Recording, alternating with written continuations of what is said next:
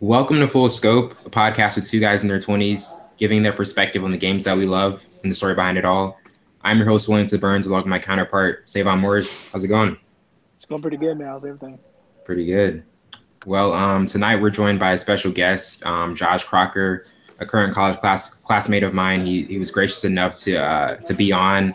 An avid Celtics fan. Should I call you the spokesperson for the Celtics, Josh? Yeah, that's fine. Yeah, well, thanks for being on. Yeah, definitely. But to start things off tonight, the Nuggets are currently second in the West, and Jokic, he's had an incredible season, and he's shooting 39% from three for the last 15 games, and Murray to me, Jamal Murray to me, who's like pretty much the second primary scoring option. He's been shooting 44% from three, with over I believe 6.4 attempts a game. And this team is, obviously very young, very inexperienced, but they've been able to have a huge ascension in the West. But Josh, with this team in particular, how much do you buy them as a kind of a formidable threat heading down the stretch for the postseason? Yeah, definitely. I mean, I think they have the skill and the talent, but I think especially in the NBA of all professional leagues, there's a really big difference between a regular season team that has a lot of talent and is good at basketball and a postseason team. Like you can see in the last week, the transition that the good teams have made.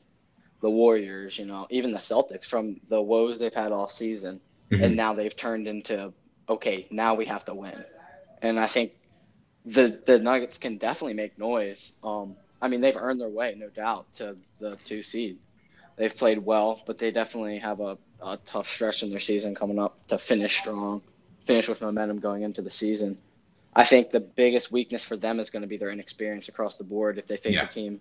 We were talking about it last week, me and Savon, and I feel like they're just not a team I fully buy yet because first of all, you're having to rely on a 7-footer Nikola Jokic who still is a defensive liability at times.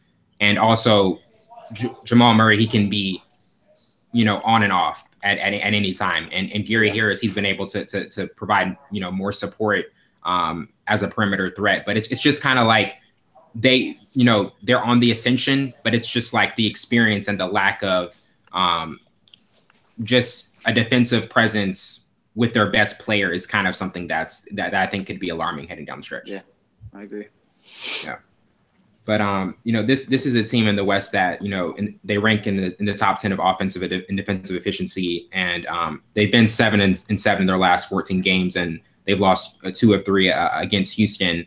But Savon, do you feel as though, because they've been I don't think any team has allowed fewer points than Denver since Paul Millsap's been back. But do you think Jamal Murray's his consistency in terms of shooting and providing that second scoring option, or do you see Paul Millsap's kind of defensive, him being the defensive anchor for that team being, more important because obviously in the West you're going to have to score a lot of points?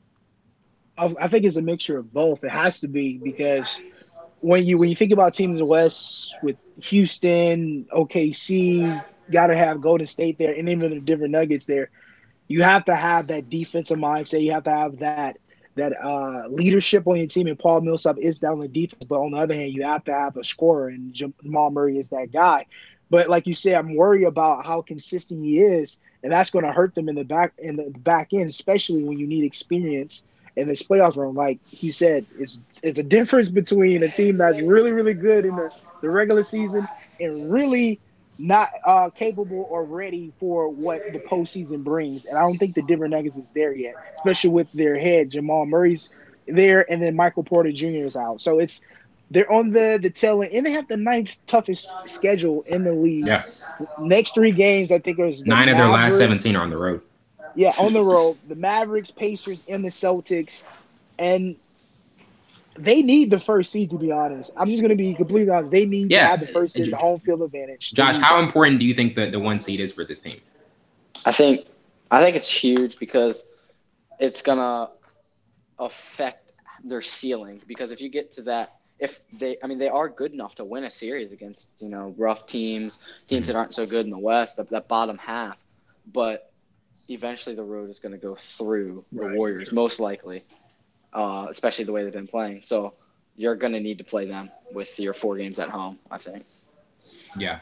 And it's interesting because I think the last time they played in Denver against Golden State, they gave up like, was it like 51 and a quarter to Golden State, I believe. And then, you know, they got blown out by Golden State this past Friday and then lost two of their last 3 to Houston.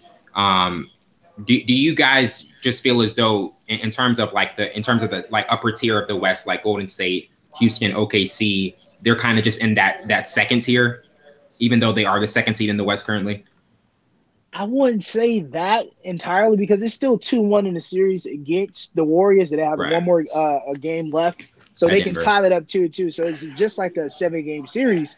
Not taking anything away from Houston or Golden State Warriors. I think this team is still able to play, like you said, play against teams down the stretch, but they just won't have enough to sustain them when it comes to crunch time. And if Jamal Murray's on, then they have a better chance of winning and making it interesting. But if he's not on, then that entire series is going to be boom. You know, it's going to be terrible. But he has to have a great start off of game 1, series 1. Well, not series 1. Game 1 is going to be a big factor for them. It's going to be vital for them to see if they can continue that down the stretch. Now, if he has a cold game, it's going to be a long series, whoever they play for the Jazz. I mean, sorry, for the Nuggets. Yeah, and we know, I mean, obviously Jokic is the best player in this team, and he's a fringe, MVP candidate. But there's so many different guys like, you know, Will Barton, Paul Millsap, Gary Harris, Murray, Michael Porter Jr. hasn't even, returned yet. But Josh, is there like one X factor that you think is going to be kind of determine how far like a playoff journey that this team can have? Yeah, I think a team like that needs a spark probably from the bench coming off. They're gonna need points from somewhere else. I mean, like you said, they're gonna get the defense from Millsap being back, and they're gonna get points from their star players on their team. But that big X factor is being able to compete with, like you say, that top tier. I mean, which they have, but being able to actually beat those teams in a series, they're gonna need more bench points, more help from there. Yeah, I would definitely agree. Transitioning to the Clippers, this is a team where, last year they traded Blake Griffin. It seemed as though they were on kind of a rebuild phase, but, I believe they're currently 6th or 7th in the West, positioned to still to still be a team that's in the playoffs. They have a ton of cap space for this summer, and Lou Williams has had a fantastic season. Landry Shamet, Zubac have been really good, and Shai Gilgeous-Alexander has shown he can be a competent starting guard. But Josh, with how this team has been able to just still be a relevant team, even though not having the traditional first, second scoring options that most team would have, what is kind of like stood out to you the most in terms of like how this team is currently positioned to be in the playoffs, and also they're positioned to have almost a better summer in free agency even than the Lakers would have? Yeah, I think one of the big things they have is 2 guys probably, and that would be Beverly, and just the mindset he brings on the court. He'll go up to anyone. There's absolutely no backing down from his part. And then Lou Williams being maybe one of the best 6 men to ever play in the NBA. Mm-hmm. Or, I mean, that with the coaching involved, I think they have a great opportunity. But I think for them to make any threat in the future, they need to add. They need to be able to make some moves and be able to get maybe some sort of superstars, another scoring threat, be able to put them over the edge. Yeah. And Savon, like, one of the things that stands out to me with this team is they have the ability, they just have the freedom to mix and match so many lineups, because at some points they can have four like on-ball playmakers with, Gallinari being the power forward, and then Other times they can have four floor spacers with Jermichael Green playing at the four, and Zubac and Harrell have been really good rim running centers. But is it because to me the depth and their just and their competent strategy with Doc Rivers, like always knowing how to manage personalities, is like that's always been his MO. But like what element has kind of stood out to you the most? I think the grit in the bench game, like Josh said, Lou Williams, one of the best six men that ever played. I think if given the opportunity to be a star on a basketball team, I think he could do that too. But he's home the six man, and I think again is Patrick Beverly, the intensity that he brings in Zubac that they got from the Lakers. He's been playing lights out. I think those three guys have been the highlight of this team. Cinderella story because when they traded Tobias Harris over to the 76ers, I thought they were just going to pull back and just try to get the first seed, the lottery. And now if they do make the playoffs, they don't get the lottery that they got from the Celtics. So it's kind of like, why did you guys start playing good again? Just hold on. Go to the free agency and then get a number one draft pick. But I guess these guys wanted to play basketball.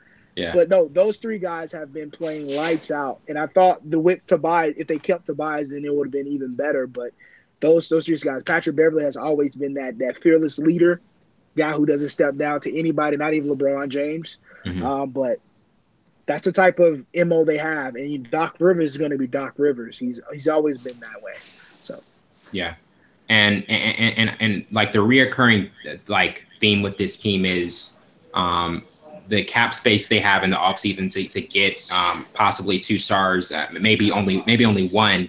But obviously, like, I mean, Kawhi Leonard, he's been, it's been projected that's the team he'll likely go to, even though the Raptors have still had a phenomenal season. But is there one player that, Josh, that you see with this team that can just kind of even accelerate their, contender status?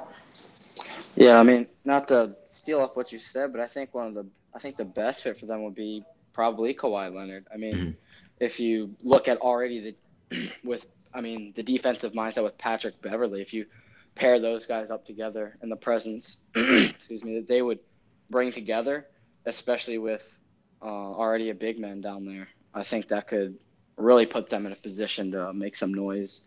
Maybe climb up more towards the middle seedings when it comes to playoff time next year, at least. Do you feel as though he will leave, or do you see him like, because we thought Paul George was going to go to the Lakers? Right. So, Savon, we went over this like multiple times, and he stayed. He signed a 4-year max with OKC. Do you think for Toronto it has to be like them getting to the finals for him to like kind of consider, okay, like maybe I should stick around another year? Right. Yeah. I mean, I think Kawhi, it's an interesting case because, we just don't know where you don't hear from him much, exactly. Especially out of every player. But I mean, I would have to say I don't know if he's fully bought in to Toronto yet. From what I've seen, it's kind of one of those like still a wild card, and I think a late drive into the playoffs I think would help him stay, and if not, I do think that there's definitely a better chance of him trying to move on. But like you said, sometimes you just really don't know. Yeah, and Savon, like, would you, because this is a stacked like free agency off season in terms of the list of free agents, would you kind of label him as kind of like the number one wild card? Because I mean, Jimmy Butler's still up there because we don't know if he'll stay in Philly, but would you label Kawhi as kind of like the number one wild card? Most definitely. Yeah. Most definitely. Since he was moved from the Spurs. It is another, before I answer that, it's another 2 guys that I think will fit perfect with the Clippers are going to be Al Horford or DeMarcus Cousins. I think Al will play well in that situation if playing an interest situation if they want to go get Kawhi. I think Kawhi and Al Horford can go good together. to be honest. But yeah, Yeah. Kawhi Leonard is definitely the number one guy. Everybody wants him, but I think there's only three landing spots, and the Clippers has to be one of those people.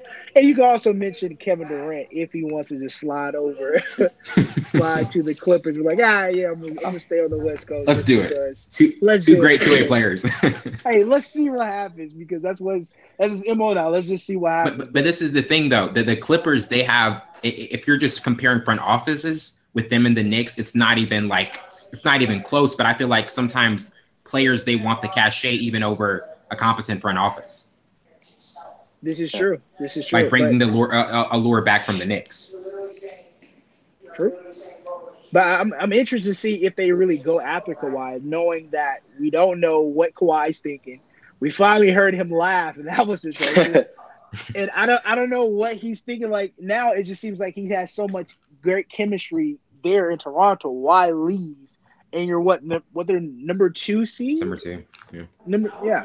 So why leave that situation and go to another situation we have to learn an entire new system? You play for Doc Rivers, but still, I mean, you played for a great head coach before in Popovich. That didn't work out so well after tail end, but I don't think he leaves. I think he pulls a Paul George. I think Wow. he pulls. I think he pulls a Kobe Bryant, a Dirk Nowitzki. Like they just stay with their teams.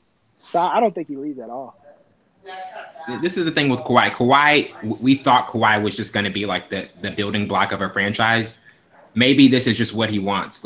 Like maybe he finally wants. Because he's kind of a different free agent than most who they want to explore their options more.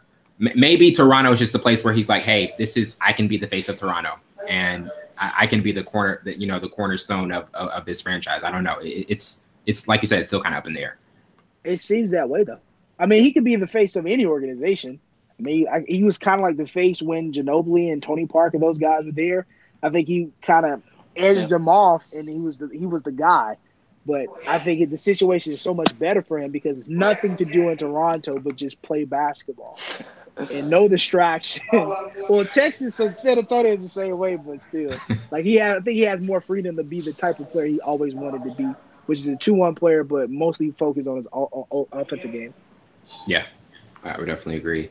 Transitioning to Houston, the Rockets are currently the fourth seed, and Chris Paul, he hasn't been as healthy this year as he was last year. He's only played 45 games this year, and he's averaging a career low field goal percentage, 41%, and the current kind of the current landscape with this team is at the beginning they got off to a rough start, and then Harden has to just go on an unbelievable tear to just kind of keep them as a relevant team to get them from the 15th seed to the 4th seed and kind of save their season.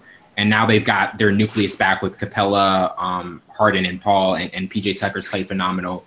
But Josh, with this team currently constructed and just the importance of Paul's health, how much of a threat is this team in the West? Because obviously they were just a couple moments away from a finals berth, and Chris Paul had the hamstring injury.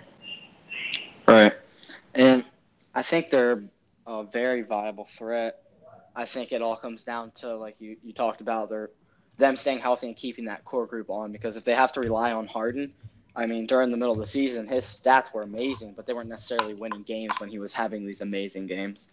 So you're going to need your full team to compete with the arsenal of good teams that are on the west side. And especially they're looking at not being at home during most of that if certain teams win. So I think they're going to really need Paul to stay healthy, especially for him to be able to carry them through and take a break off of Harden's back. Do you think this how their system of pretty much just being able to outscore you, they're not as good defensively as they were last year, because last year they were top 5 in offensive and defensive efficiency. Do you feel as though they still have the template that is the best template in the West, to beat the Warriors? Yeah, I think they give the best shot, in the West to beat the Warriors because of the fact that they can outscore. And that's the Warriors. That's the problem is you can't stop the Warriors, They have weapons everywhere, even on their bench, all across their team. It's a tough team to compete with.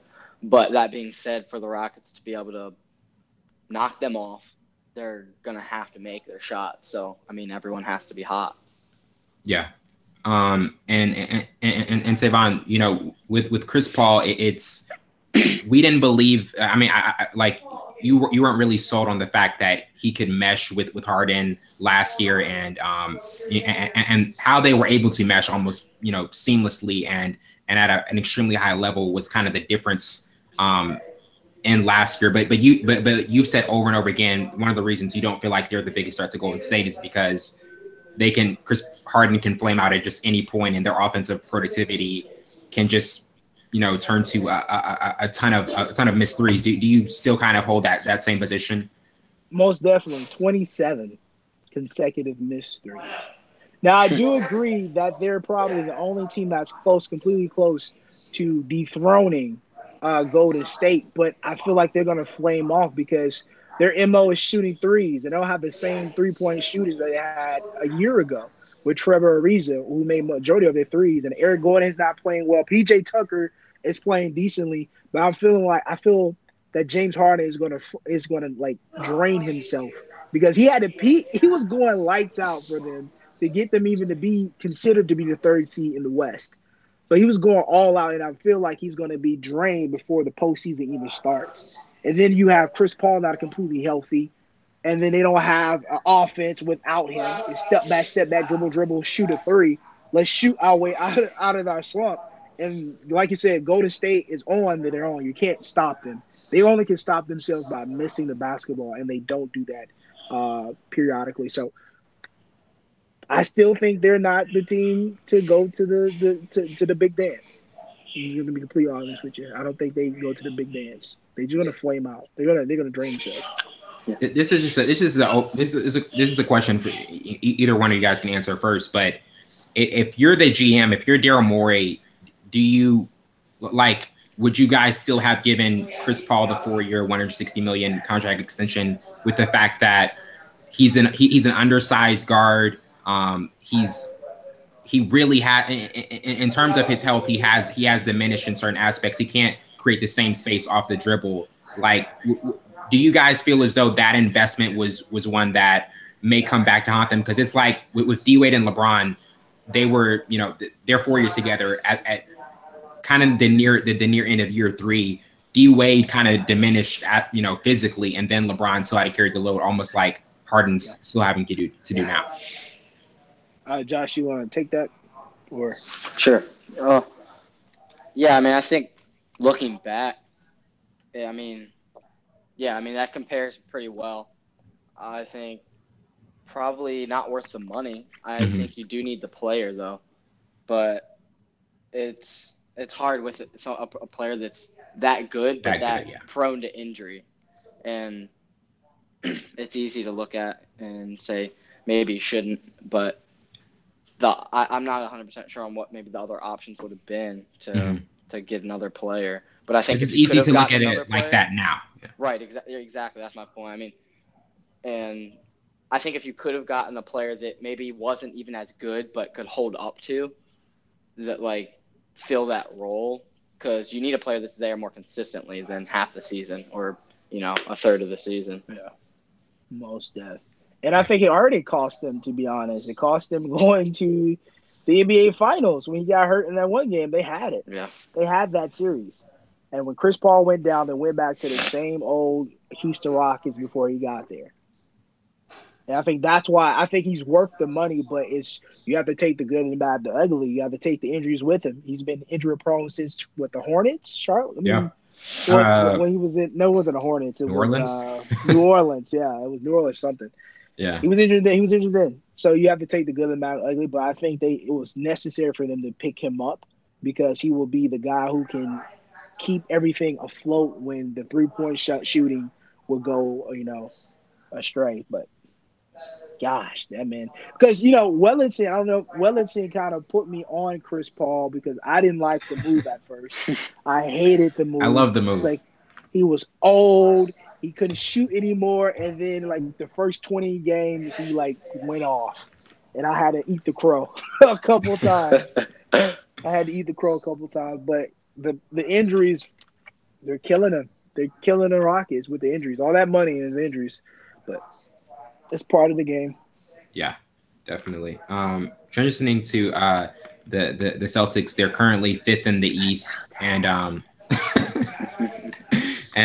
they on their four game West Coast trip, they were able to beat Golden State. Hayward had a phenomenal game. He had a game winner against the Kings. They beat the Lakers. Lost to the Clippers at the end, where Lou Williams and Gallinari both had phenomenal performances, and they just were extremely efficient from the perimeter. But with some of the resurgence that we were able to see there on that trip, and how Hayward looked a little better, and the starting lineup was moving the ball at a better rate.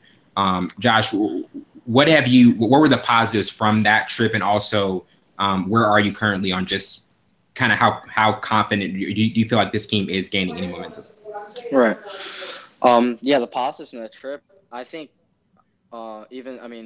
even the loss has positives. The putting up points. I mean, the Clippers, like we talked about earlier, they are a good team. I mean, they need a little more power to be able to compete in 7-game series and against teams like the Bucks and things like that. But I think the biggest difference and the biggest reason you had that success, especially against a team like the Warriors, was Gordon Hayward finally being able to give us a little bit of the older Jazz self, And I think it's hard to understand the significance of the injury that he had and how long it actually takes for, first of all, to be comfortable on a basketball court with other players. True. And then just the fluid of the movement of the ankle, the muscle, and things like that, and the same feel of your jump shot. And I think he's starting to get back, but you've still seen, even after that game, he's had other bad games. And I mean, you can say are bad games point-wise and things like that.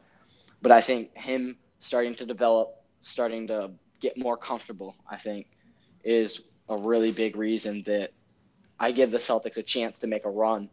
I think you're also looking at a really big adjustment in the past year. You had a lot of change. You had new guys come in last season, which changed the whole dynamic of the team. And then with injuries to Hayward, and then at the end of the season with Kyrie, you were looking at one and done, maybe even in a series. And you had other guys take over control, become starters, like Rozier and Brown and Tatum all emerged enormously. And then they come back the next season and their minutes are different. And the combinations are different because Hayward's back, Kyrie's back. And we saw over this year and how Kyrie had to take on a different leadership role, talking about how, his apology with LeBron and all of that, right. Understanding it's easier said than done to be the leader of the team. It's easy to critique, but I think they're starting to come together. And that road trip was a really big building block for a still really young team to be able to move forward and look into the playoffs and be a threat, I think, overall. I mean, the Eastern Conference is there for the taking. There's teams that are definitely in a top tier, but if you can, maybe if they could sneak up to the 3rd seed, which would be, but at least 4th, if you could sneak because if it's the 4th seed, they would be facing Indiana in the first round. Exactly, and I think that's a team you can beat in a 7-game series. Yeah, because like earlier we were talking about how the good teams turn it on at the right times, and I think you're starting to see a little bit of that. But most of it, I think, is Kyrie being able to become and develop into a better leader of these young guys, group of guys, and people finding their roles, and that you're starting to see a little emergence. Yeah. Do you think with Kyrie, he had the right intentions? He just kind of just wasn't going about it the right way, because so many times he talked about, like, look, I've been here before. I hit a, pretty much the shot to win Game 7 of the NBA Finals. And it seemed like it almost was like a turnoff for the younger players, because they were like, look, we were in a couple minutes of getting to the finals even without you. Right. Yeah. Right. Yeah. I mean, I think that, he's said a lot of stuff, and I think him dialing back on that has helped. I think a lot of it was him having experience but not knowing how to use it. Mm-hmm. Yeah, and Savon, Jaylen Brown, he's been kind of one of their consistent players this season, and when him and Hayward have been coming off the bench, it's really gained a lot of traction, and they're outscoring teams by 5.3 points per 100 possessions when the two of them are on the court at the same time. And with Jaylen Brown, like he's really been consistent, and there has been like some regression with Rozier and Tatum, but would you still like label Hayward the X factor, or would it be kind of maybe one of the young guys who had like a major ascension last year? It's still, the X factor still has to be Jason Tatum, hands down. Just given the potential of what we saw last year without their star players, without Hayward and Kyrie Irving, you have to give him that. Even though he's having kind of struggles, and I think that's mostly identity and trying to find his role on this talented basketball team, then that's the issue. And then going back to people finding where they where they are as a team, especially Kyrie learning how to be a leader, because you can be the greatest basketball player ever. I mentioned Stephon Marbury, who was one of the greatest two-way players in the league, but he kind of fizzled out because he couldn't be a leader. And that plays a role. So you have these young guys that did so great things without their top guys. Now they're back. Now they got to find their way, find their identity on the basketball team, find their roles, like Joshua said. But Tatum is definitely the X factor. Hayward is mostly the guy that comes off the bench, 6-man, 7-man, who makes some buckets, shoot threes. That's your MO, just shoot threes. We don't need you to do anything else but shoot threes, because Rozier can take it and create his own shot. Brown can create his own shot. Tatum create his own shot. You need a guy who can consistently shoot from the three-point. I think that's what Hayward is. But you have to give the X factor to Tatum. Yeah, and you know, we were talking about how it's funny to say on the East is like the East standings, and I feel like the West standings are like changing like constantly, because Utah's like 7th now. And like a couple of days ago, they were like I believe 3rd in the West, right. and this is the hypothetical, but this matchup actually could happen. Like, let's just say Philly and Boston happens in the first round. Like, how tumultuous would that be for the loser of that series in terms of just like the implications of free agency, and with Philly just kind of not having the ideal fit with Butler, and then Boston with just kind of the expectations and also, you know, not reaching them as much as we thought they would. That's oh man, that is it's a loaded question, but that's just it's going to be a loaded answer. So I'm trying to keep it simple. With the process, and a lot of people thought the process was complete with the addition of Jimmy, the addition of Tobias. Oh, they have, but those guys still don't know how to play together. And those guys don't know what role they're playing. Like with every basketball team that we see around the NBA now, they don't know who's who. Mm-hmm. And with the Celtics, if the Celtics lost in that series, knowing the amount of talent they had, on paper, they're the better team. In the court, they're the better team as well. If they lose, Kyrie's definitely leaving. That leaves up there, is Jason Tatum really that good, or does he have to be the number one guy to show his abilities? And it's going to be is Hayward still the Hayward from Utah Jazz who had the big contract before he got hurt? It's going to be a lot of headlines about the Celtics, because me and you said before the season started that the Celtics will win or be the number one seed in the East since LeBron James is gone. Yeah. And that is not the case whatsoever. It is so sad because these guys are the best team. I think this is the team that can beat the Golden State Warriors if they learn how to play together, if everybody buys in to being a Celtic. So, man, it's so many. It's going to be crazy. If they match up, I'm watching every single game. That's a 7-game series, hands down.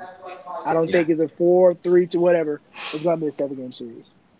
Yeah. I hope I answered your question. Oh no, it does, because this is something that couldn't happen, but with how the Pacers are playing and they're still winning games, I'm just saying it is a possibility, you know, right. with just kind of how the Pacers have been able to stay afloat.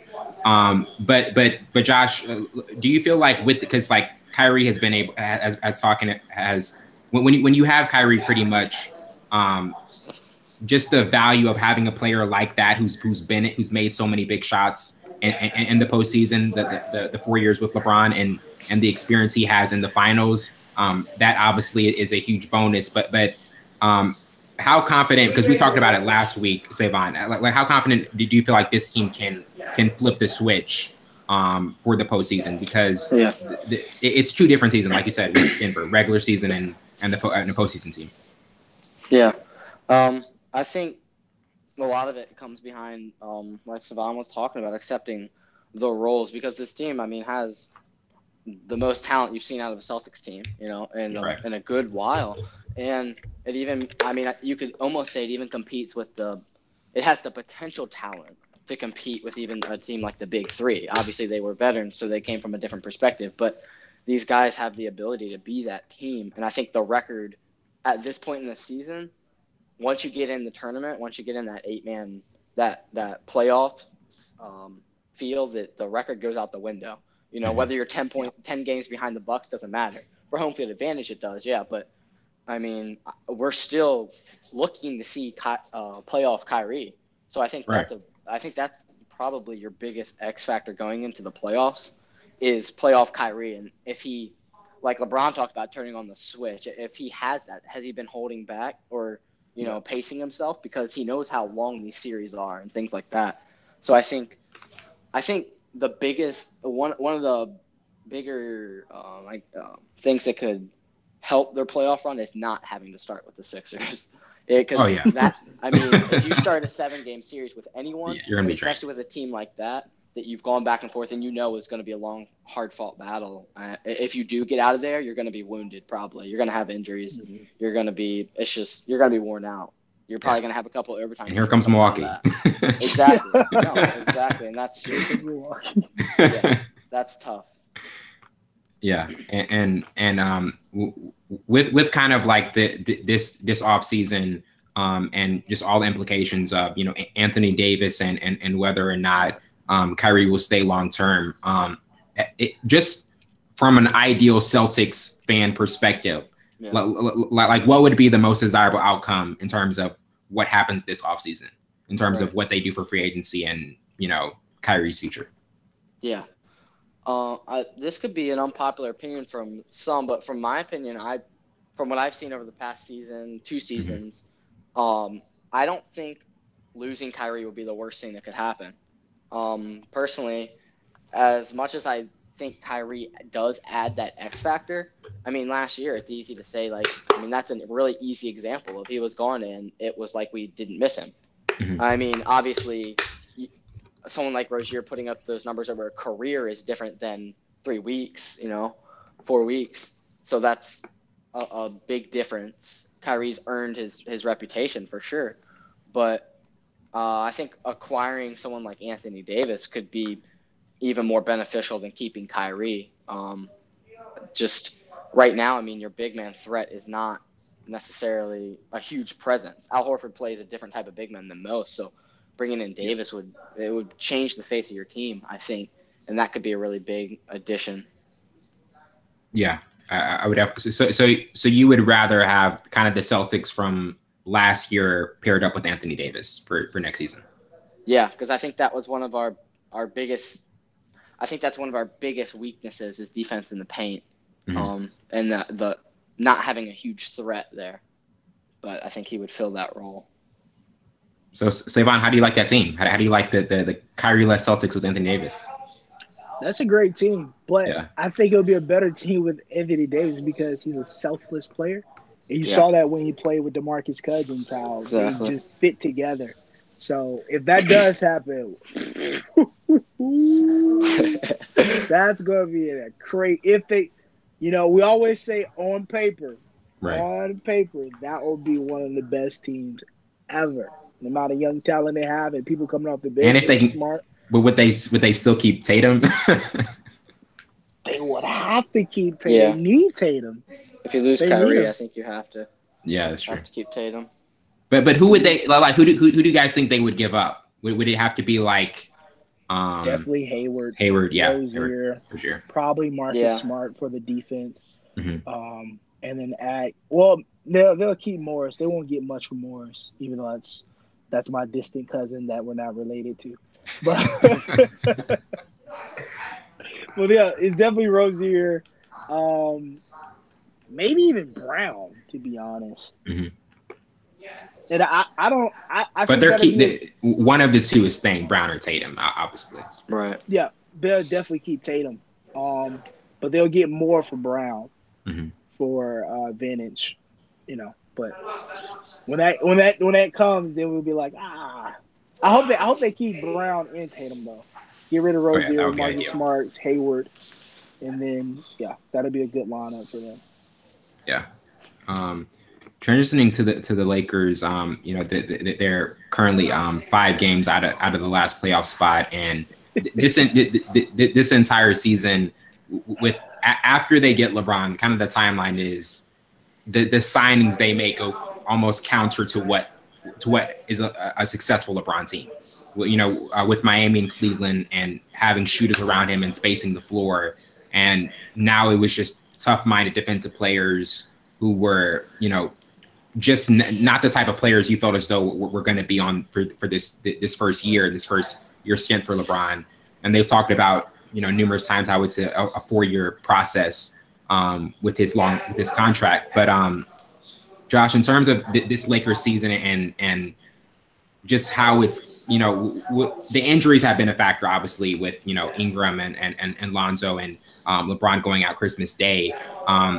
What have been your overall thoughts of this season and their, their future this summer, and also just kind of what effect does this have any effect on LeBron's legacy? Right.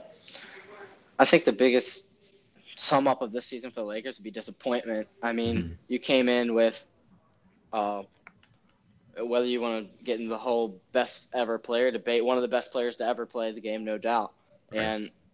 And just adding him made every single Lakers fan assume finals were coming your way, that you were the threat to knocking off the Warriors. But I think that had to be taken with a little understanding that this is not LeBron from 5 years ago or, 3 years ago, that we're looking at the season seeing limited minutes. That's a term we've never heard with LeBron before.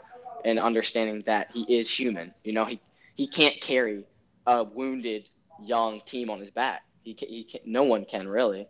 I mean, he needs to have some help there. And I think the biggest thing for the Lakers is Zoe being out. I think you're really starting to see how good he actually was, what he did that you didn't see. Sort of that Chris Paul aspect of being able to control the team and things like that, especially in transition. And the chemistry that him and LeBron had for a little bit there was really promising. But I think in aspects of LeBron's legacy, that's a really tough question. Because the thing is, it's just like he was steamrolling the East for 8 years, and then now when he goes to the toughest conference in the first year, he doesn't even make the postseason. Exactly, and the thing about it is, to everyone that wants to say it's one season, and to everyone that wants to talk about a young team and talk about injuries, which are all great points and notable, very notable, the same people would be saying if LeBron did make the playoffs with the injuries or with the young players, that this is an enormous add to his legacy. So if you're going to be able to add it to his legacy because he carries a team, then you have to at least be able to look at it as a little bit of a black mark of that, whether it was just a black mark against his move in general. I mean, I don't think it's against his play overall. He still competes, he still goes out there. He's still getting numbers. I mean, he was injured for a little bit there, but I think you're starting to see maybe that we already saw the peak of his career, which is, no one wants to say maybe, but I think you might, just because of the team that he's on necessarily. Yeah, that you've seen the best LeBron that you're going to see. And I think it's hard to understand that because no one from my generation has ever seen the peak of the best player in the NBA. Right. I guess, if that makes sense. Everyone's been in the past, like these amazing, like Michael Jordan. No one talks about his Wizard years because looking back, there's no point. But if you were alive during then, that would be what if these are LeBron's Wizard years? Right, exactly. And that's the thing. In 10, 15 years, it may not be a part of his legacy. It's not a part of Michael Jordan's legacy, his Wizard years, really, unless you start really analyzing it. Right. It's just the Bulls and the rings there. So I think overall, I think it's not really a mark against his legacy because he's already achieved so many good things. I think it'll be really interesting to see how the next year turns. If he turns it around, they get healthy, maybe make another addition in free agency, then I think this year just kind of gets wiped out for injuries and young players and adjusting to a new environment and those kind of things. Yeah. And Savon, if we look back at the fact that that they didn't keep Brook Lopez, they didn't keep Julius Randle, they decided to bring in Rondo and Beasley instead of keeping those guys. And so many times with the Lakers, it's just about the brand and the product and actually not the quality and not what they've been able to do the last the last few years. Because outside of LeBron, 2 years ago they could have traded for Paul George and they don't do that. And that's a decision that obviously is still haunting them to this day. But would you say, like, what's the biggest issue in terms of what, like, the construction of this team around LeBron? Like, would you put it on the front office, or do you feel as though it's just this team was not as good as we kind of expected, even with the best player being on this team? I think it's the spectators is what's wrong. I think everybody, if you really knew basketball or like had an understanding of basketball, knew that the guys that they added with Lance Stevenson, Rondo, JaVale McGee, whatever you want to call them, those guys were to keep the I guess what's the word I'm looking for? They weren't supposed to be the nucleus. They weren't supposed to be the nucleus. No, not even the nucleus. They're supposed to be the veterans. Yeah. Because it was a team of young guys with Lonzo and Kuzma. They got rid of Jordan Clarkson, all those guys. But those guys were to keep the veteran, the rookie, the unexperienced guys afloat. They understood that LeBron James was going to come over there and be a miracle maker or take them to the NBA Finals. They understood that this was going to be a 2-3 year process. Savon, this was your finals pick. Don't bring up stuff. Just saying, you have the Lakers and Sixers. Because it was LeBron, then I understood that this was a 2 to 3 year process because they were to go get somebody else in the free agency this year or next year with Anthony Davis, whoever the case may be, who they bring in. Right. But they knew that they were going to be one of the teams to beat OKC or the Golden State Warriors or go to the NBA Finals. They understood that. Mm-hmm. But just given what LeBron James did the year before with that horrific team, that we thought that he was going to do the same thing. But these are totally different players, totally different city, totally different legacy. It's so much when it comes to the LA Lakers. So I already knew I was just being hopeful because of LeBron James, but I knew they were going to go to the NBA Finals and win, man. But that's the thing. Everybody was like, okay, we can't count them out of the playoffs coming into the season because they have LeBron. Even how tough the West is, it's just it was just the respect. Like even last year in the Eastern Conference, it was tough for anybody to pick Toronto over Cleveland just because of what LeBron had constantly been able to do over that team. Right. And don't be putting me out like that, man. Come on, I thought we had some. I picked Toronto over Cleveland. I'll put myself out. I picked Toronto over Cleveland for last postseason. Just wrap me out like that, man. Come on. But with kind of what the Lakers are set up with for this offseason, Josh, in terms of it, Durant, Kawhi, AD, Kyrie, they don't seem like likely guys to go there. Jimmy Butler's an option, DeMarcus Cousins, but is there one player kind of outside of the free agents we know, like we feel as though we know that they're gonna go to a certain destination? Yeah. Is there any like second star like you feel as though would kind of be adequate if they can't get like the bigger name? Right. I think one of the things that because the Lakers should be learning from their mistakes of going in all 1 year, getting all these veterans, getting this experience. If they try to go the other way during the offseason, I think you could see someone, which I wouldn't like, but you could see someone maybe to the caliber or player of the Jason Tatum going there and we've already seen how LeBron and him get along pretty well. Yeah. But and Tatum's ties with Kobe. I mean, that's a little not a good sign for a Celtics fan. Right. No, it's not. And that's why I say that unbiasedly. Like I wouldn't want that to happen. Exactly. But from just from LeBron standpoint, you look at a young player, he's having his own struggles, you could say, and depending how this playoff run goes and what the Celtics offseason moves start to look like. I don't know necessarily if the Lakers would. I could see maybe the Lakers going after him. I mean, that's just to put outside of the ballpark of the big name players like you asked. I think that's definitely it'd be, I think, a pretty good option from a Lakers standpoint. I mean, adding in a player like that. Yeah, I mean, in terms of big name, like Jimmy Butler, he's not like one of the four biggest names in free agents, right. but I'm saying like including a guy like Jimmy Butler or DeMarcus Cousins, because they're also going to be available. Yeah. Out of those group of guys, who do you think they would go? Yeah, I mean, like if they had the option of, but because this is the thing with Butler, obviously he's a really good two-way player, but his history of kind of being a toxic, factor in a locker room in terms of, the Chicago situation, Minnesota, and possibly Philly.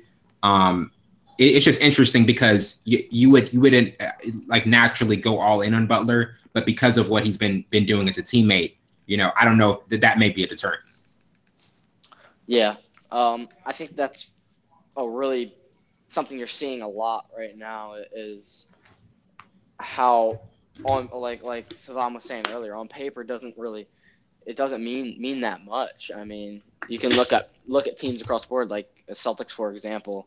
I mean, on paper, yeah, they should be the 1 seed probably, but they're not because, you've had different conflicts going on. You've had the lack of chemistry. And I think that's one of the biggest things that's being exposed this year in the NBA is the fact that chemistry is the most important thing. I mean, the Bucks, they're rolling because of it, with the system and everything that they're doing.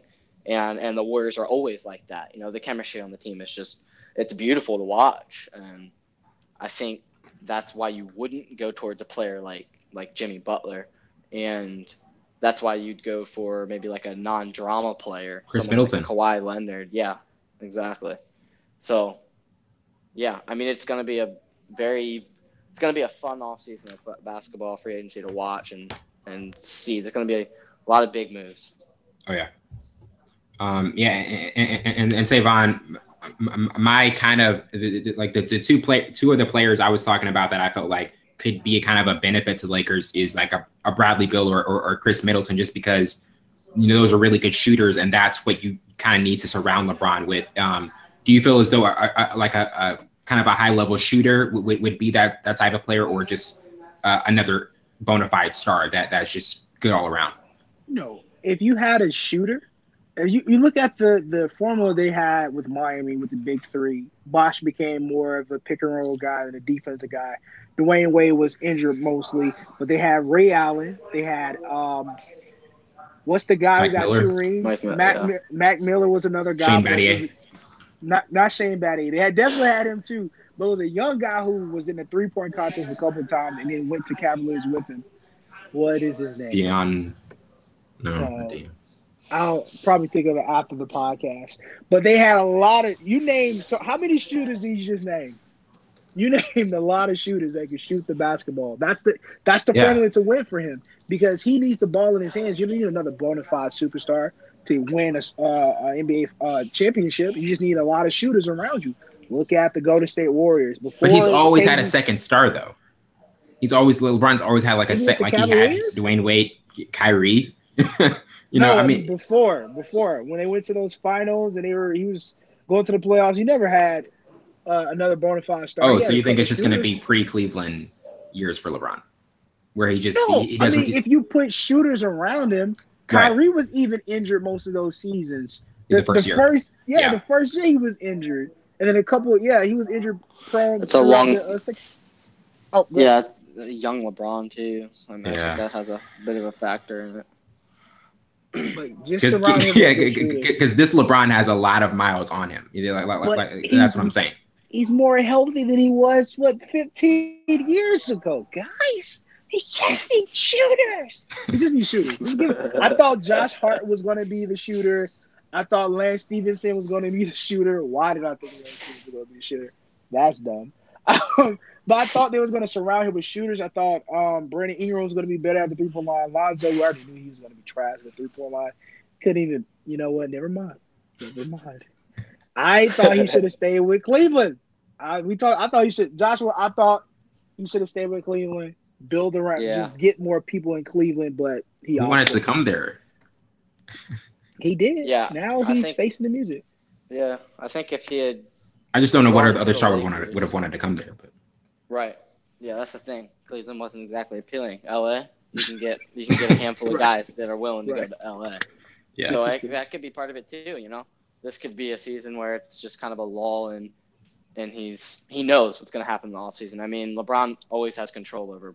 He has his hands in a lot of things. So it'll be interesting to see how that plays out. That he does. Yeah. Before we close out, though, Josh, do you have a finals pick for us? Team out of the East. Team out of the East.